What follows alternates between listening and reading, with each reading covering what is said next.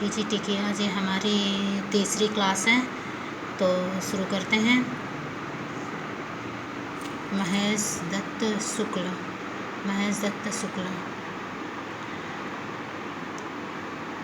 अब इनका लिखा हुआ इतिहास देखते हैं।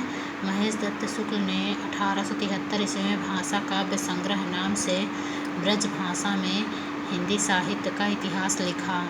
ब्रज भाषा में हिंदी साहित्य का इतिहास इन्होंने लिखा है।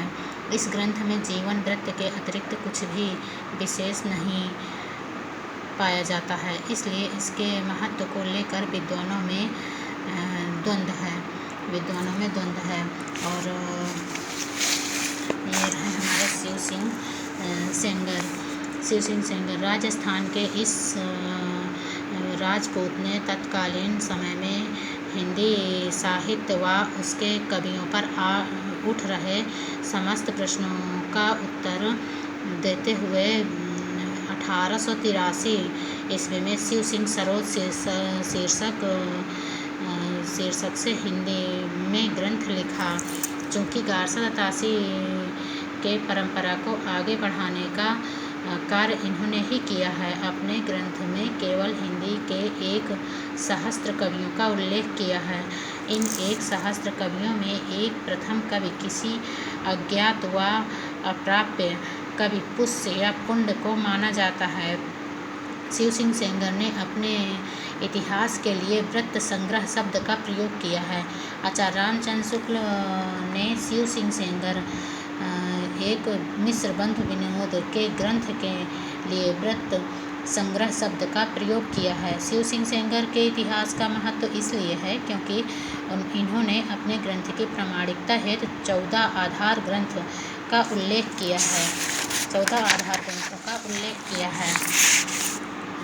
इस ग्रंथ में भी काल विभाजन, नामकरण आदि का अभाव है, परंतु इसे हिंदी भाषा में हिंदी साहित्य का इतिहास लिखा जाने वाला पहला ग्रंथ माना जाता है।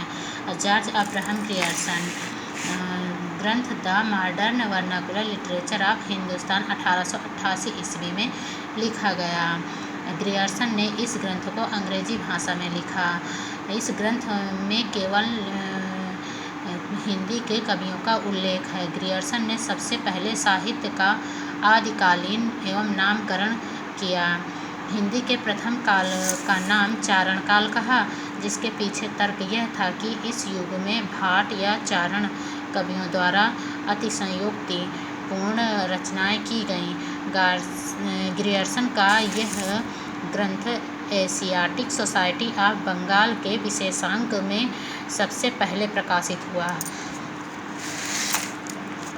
इस ग्रंथ की विविधता और ऐतिहासिकता को देखते हुए इसे हिंदी का सच्चे अर्थों में